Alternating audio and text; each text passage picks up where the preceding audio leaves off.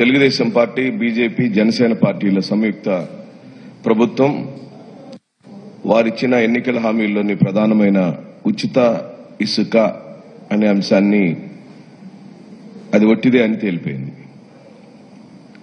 తూచి అవన్నీ లేవు, మీరు కట్టాల్సినవి అన్ని కూడా రీచ్లో కట్టాలని మళ్ళీ ఒక కొత్త జీవోని మన ముందుకు తెచ్చారు.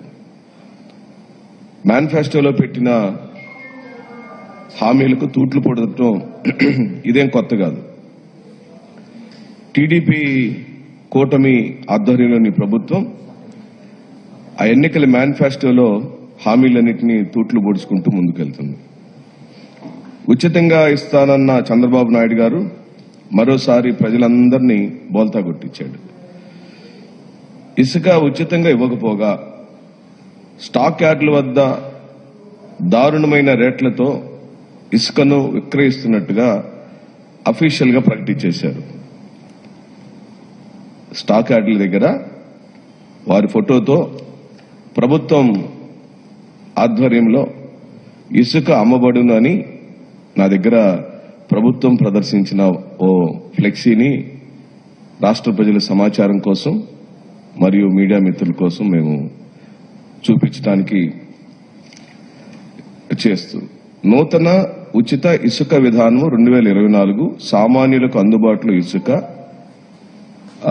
నర్సీపట్నం గబ్బాడ ఇసుక డిపోలో 1225 రూపాయలకు అమ్ముతున్నట్లుగా ప్రకటించారు. ఇప్పుడు దీన్ని ఉచితం అందామా? చంద్రబాబు నాయుడు గారు ఉచితంగా ఇస్తానన్న హామీ ఏమైంది? ఎందుకు మీరు నెల రోజుల్లోనే ఈ కప్పగంతులు వేస్తున్నారు? కారణం ఏంటో ఈ రాష్ట్ర ప్రజలకు చెప్పమని ఈ సందర్భంగా నేను వైఎస్ఆర్ కాంగ్రెస్ పార్టీ తరఫున మీ అందరి ద్వారా డిమాండ్ చేస్తూ, వైఎస్ఆర్సీపీ ప్రభుత్వంలో ప్రజలు చెల్లించిన ధర నేరుగా ప్రభుత్వ ఖజానాకి సుమారుగా 750 కోట్ల రూపాయల ఆదాయం వచ్చింది.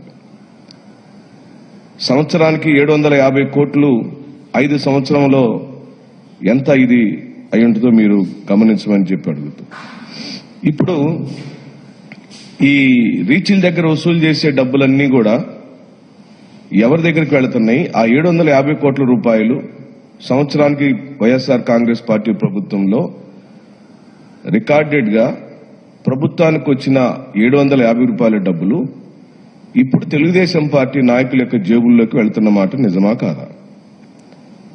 ఇసుక విషయంలో చంద్రబాబు చేసినట్లుగా మోసాలను ఎవరు చేయలేరు. గత ప్రభుత్వంలో 2014-19 కాలంలో వాళ్ళు చేసిన ప్రతి వైలేషన్, ఇసుక తవ్వకాల విషయంలో గాని, అనేకమైన జీవోలు రిలీజ్ చేయడంలో గాని హైకోర్టు తప్పుపట్టింది, గ్రీన్ ట్రిబ్యునల్ తప్పుపట్టింది.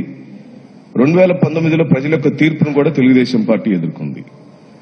అయినా కూడా ఇప్పుడు మళ్లీ అదే పాలసీ, అంటే 2014-19 కాలంలో ఎలాంటి పాలసీని తెలుగుదేశం పార్టీ అధికారంలో ఉండినప్పుడు ఆ రోజు చేసిన పాలసీనే ఇప్పుడు మళ్లీ ఉచితం పేరుతో తీసుకొచ్చారు.